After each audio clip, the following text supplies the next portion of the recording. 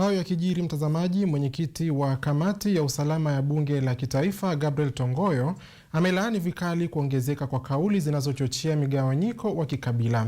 Akizungumza leo katika eneo la Siana, Narok Magharibi, wakati wa uzinduzi wa miradi ya hazina ya maendeleo ya maeneo bunge yani NG-CDF, Tongoyo alitoa wito wa kuimarishwa kwa umoja wa kitaifa huku akiunga mkono dira ya maendeleo ya muda mrefu ya Rais William Ruto.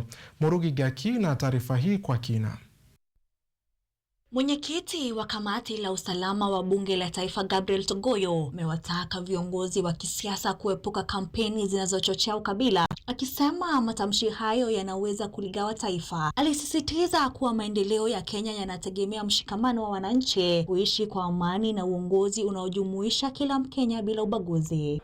Pale nyuma tumekuwa na siasa ya chuki na ukabila. Akizungumza katika eneo la Siana, Narok Magharibi, wakati wa uzinduzi wa miradi kadhaa ya CDF, Tongoyo alilaani kile alichokitaja kuwa ongezeko la mgawanyiko wa kikabila, akionya kuwa siasa za migawanyiko zinaweza kudhoofisha umoja wa taifa kuelekea uchaguzi mkuu wa mwaka 2027.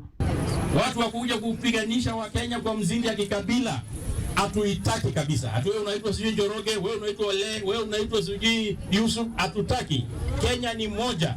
Ni kauli zinazojiri wakati ambapo joto la kisiasa limeonekana kuongezeka na kuelekezwa mashinani, wanasiasa wakikuza uungwaji mkono kabla ya uchaguzi mkuu wa mwaka ujao, mtindo ukionekana kuwa wa kuegemea jamii zao. Na tunataka kusema ya kwamba tukua area hii tunahimiza amani ya Wakenya wote na umoja. Mambo ya kugawanisha wananchi kwa namna ya kikabila, sijui wewe unatoka sehemu gani, wewe unaitwa kina gani, haistahili kwa wakati hii. Aidha, alipongeza dira ya maendeleo ya muda mrefu ya Rais William Ruto ya zaidi ya muda ya mwaka 2030, akisema ni mpango utakaoiwezesha Kenya kupata mageuzi ya kiuchumi na kufanikisha ukuaji endelevu wa uchumi.